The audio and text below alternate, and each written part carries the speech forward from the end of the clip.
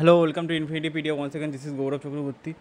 সকালে ঘুম ভাঙার সঙ্গে সঙ্গেই আমি জাস্ট আপনার মোবাইল খুললাম কী হয়েছে কী না হয়েছে দেখার জন্য, এবং যা হয়েছে সেটা পৃথিবীর জন্য যথেষ্ট বাজে খবর এবং সবার জন্য টেনশনের খবর।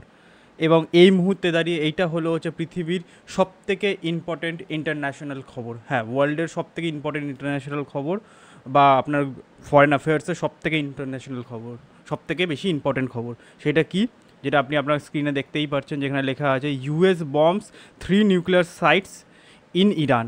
ইউএস অফিসিয়ালি এবার এই যুদ্ধের মধ্যে এন্টার করে গেছে। তিনখানা আপনার নিউক্লিয়ার সাইটসকে আপনার বম্ব করে দিয়েছে। তাও জেসে বম্বার দিয়ে নয়, আপনার B2 বম্বার দিয়ে আপনার বম্ব করেছে, যেটা যথেষ্ট ভারী পেলোড ক্যারি করার জন্যই তৈরি। নিউক্লিয়ার পেলোডও ক্যারি করতে পারে, নিউক্লিয়ার অ্যাটাক হয়নি, বাট হ্যাঁ যেটা হয়েছে সেটা কিছুর মধ্যেও কমও না, এবং সেটা এই ওয়ারকে এসকেলেট করার জন্য যথেষ্ট যথেষ্ট ইম্পর্টেন্ট, মোর দেন ইনাফ। এবং ইরানেরও প্রতিক্রিয়া এসে গেছে যে যে এবার ওরা ইউএস যত অফিসিয়ালস আছে ওইখানে আপনার মিডল ইস্টের মধ্যে ডিপ্লয়েড, তাদের ওপরেও হয়তো হামলা করতে পারে একের পর এক। তো আপনি এখানে দেখতে পাচ্ছেন যে Donald Trump said that American planes completed a very successful attack on 3 nuclear sites including the Fordow, Natanz and Isfahan. এই তিনটে সাইটসকে আপনার সম্পূর্ণরূপে উড়িয়ে দিয়েছে। আমি যদি আপনাকে জাস্ট ম্যাপে এটা দেখাই, হ্যাঁ আমি যদি এটা ম্যাপে আপনাকে দেখাই, তো আপনি দেখতে পাচ্ছেন এই সাইটগুলোতে অ্যাটাক করেছে। এক সেকেন্ড, হ্যাঁ এই সাইটগুলোতে অ্যাটাক করেছে নাথানস, ফর্দো আর হচ্ছে এসপাহান। এই সাইটগুলোতে আপনার অ্যাটাক করেছে। তো এই সাইটগুলোকে সম্পূর্ণরূপে আপনার উড়িয়ে দিয়েছে। নিউক্লিয়ার এনরিচমেন্টের কাজ হয়, অথবা রিসার্চ আপনার রিয়াক্টারের কাজ হয়। তো এই সাইটগুলোকে উড়িয়ে দিয়ে, এই সাইটগুলো সবথেকে ইম্পর্টেন্ট ছিল। ফর্দোটা ছিল মাটির থেকে অনেকটা নিচে, অনেকে বলে 700 মিটারেরও নিচে হয়তো আছে। তো তার জন্য তারা বাঙ্কার বাস্টার বম্ব ব্যবহার করেছে। তো আমি জাস্ট তাড়াতাড়ি আপনাকে এই খবরে কত কত ইম্পর্টেন্ট কী আছে সেগুলো জাস্ট বলে দিই, যাতে আপনি বুঝতে পারবেন কী হয়েছে। সর্বপ্রথম ইউএস বম্ব ইরানের নিউক্লিয়ার সাইটস। ইউএস ইরানের নিউক্লিয়ার সাইট যত আছে সেগুলোকে আপনার উড়িয়ে দিয়েছে।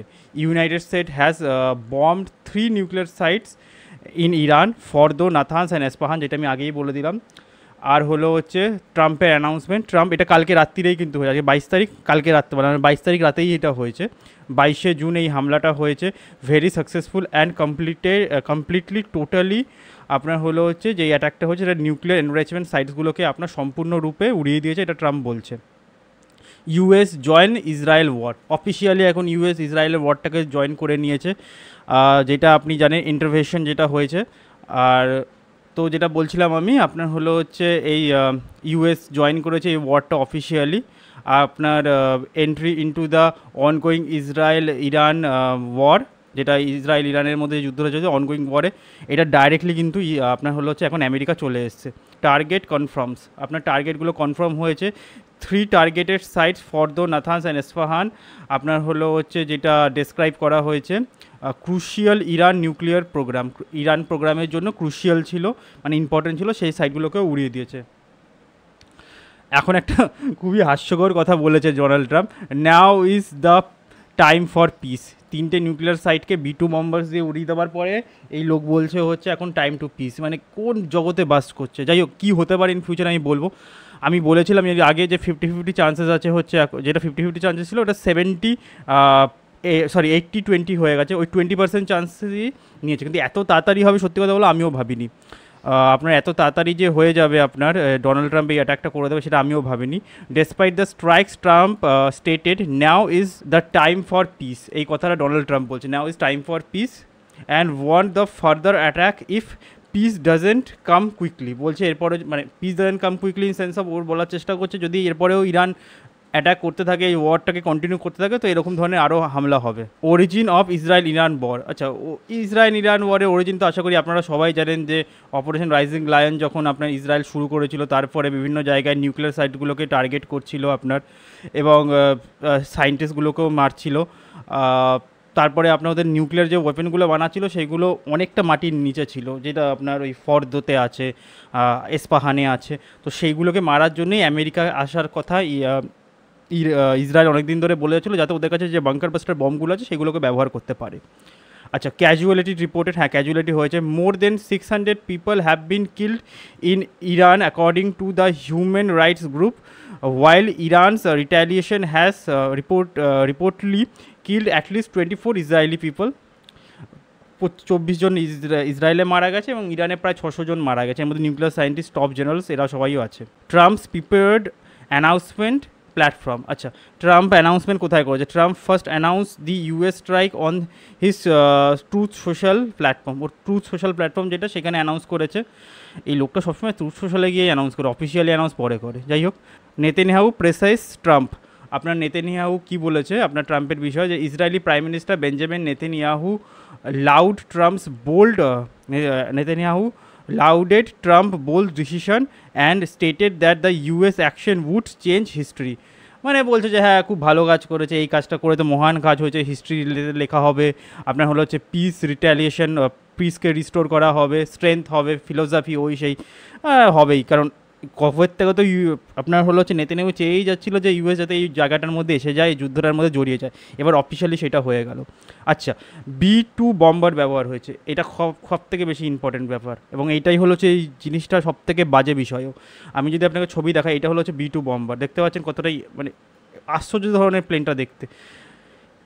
এটা আকাশে যখন ওড়ের ইঞ্জিনই আপনি দেখতে পারবেন না, কোথায় আছে ইঞ্জিন, কিন্তু এটাই হলো হচ্ছে সব থেকে ভারী পেলোডগুলো ক্যারি করতে পারে। তো ঠিক আছে, এটা B2 bomber. The US used B2 strength bomber stealth bomber in strike, আপনার হলো হচ্ছে US official said, US official বলেছে। আচ্ছা, যে বোমটা ব্যবহার করা হয়েছে সেটা হলো হচ্ছে এইটা, GBU-57 বাঙ্কার বাস্টার বম।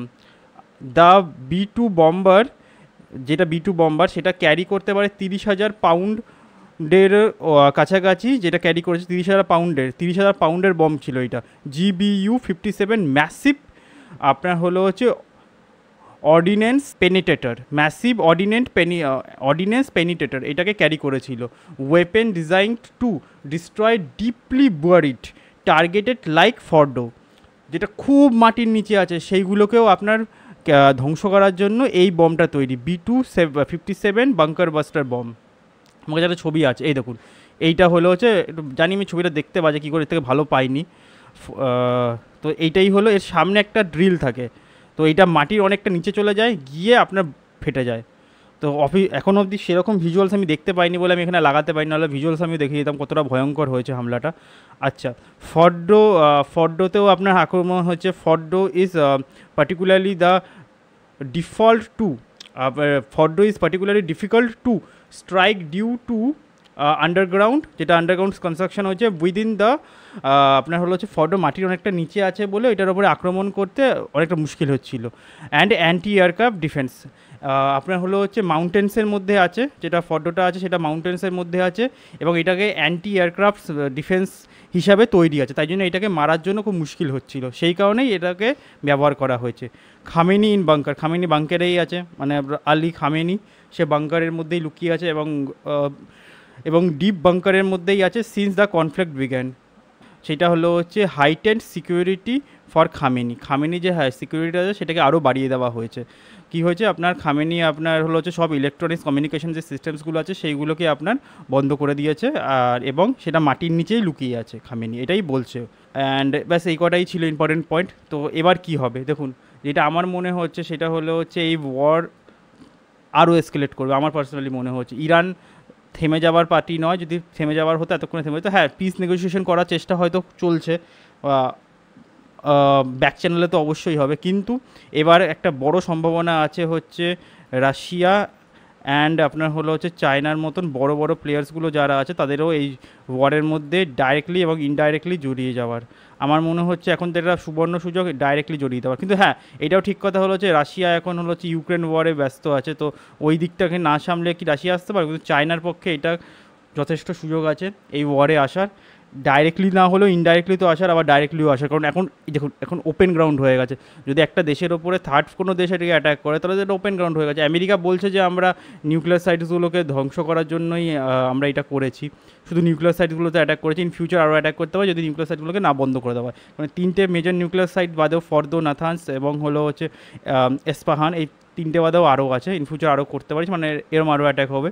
এবং ইরান এখানে অলরেডি বলে দিয়েছে যে আমরা আমেরিকার বিভিন্ন যত সৈন্য ঠিকানাগুলো আছে, যত সৈন্য বেসগুলো আছে, মিলিটারি বেসগুলো আছে through out the middle east, তো সেই সব জায়গাগুলোতে আমরা একের পর এক হামলা করব। তো এই ওয়ার আরও এসকেলেট হবে। এবং এটা একটা ইম্পর্টেন্ট খবর ছিল যেটা আমি এই মুহূর্তে সবথেকে বড় খবর বলবো পেয়েছি। আজকে আমার একটা অন্য খবর দেওয়ার প্ল্যান ছিল, খবর বলবো না, একটা অন্য আর্টিকেল ছিল, সেটা দেওয়ার ইচ্ছা ছিল, যেটা হলো হচ্ছে বিজয়নগরা এরার মধ্যে একটা ম্যানিস্ক্রিপ্ট পাওয়া গেছে, যার মধ্যে আপনার হলো হচ্ছে হেলিস কমেটের ব্যাপারে উল্লেখ আছে। তো যাই হোক, সেটা আমি চেষ্টা করবো পরে আনার, বাট এইটা এই মুহূর্তে সবথেকে বড় খবর, সেই জন্য আমি এটাই নিয়ে আসলাম যে এই ওয়ার এখন আরও থেকে আরও এসকেলেট হবে। এবং সোমবার আপনি শিওর দেখবেন মার্কেট পড়বে, আমার কথা মিলিয়ে রাখুন, যদি 80% চান্স আছে মার্কেট পড়ার। কারণ এই অ্যাটাকের পরে তো অবভিয়াসলি এখন আর কিছু করার নেই, তেলের দাম আরও বাড়বে, জিনিসপত্রের দাম আরও বাড়বে, দিনের পর দিন বাজে হবে, এটা ভারতের পক্ষে বাজে। তো আমি আশা করবো যেন যুদ্ধ থেমে যায়।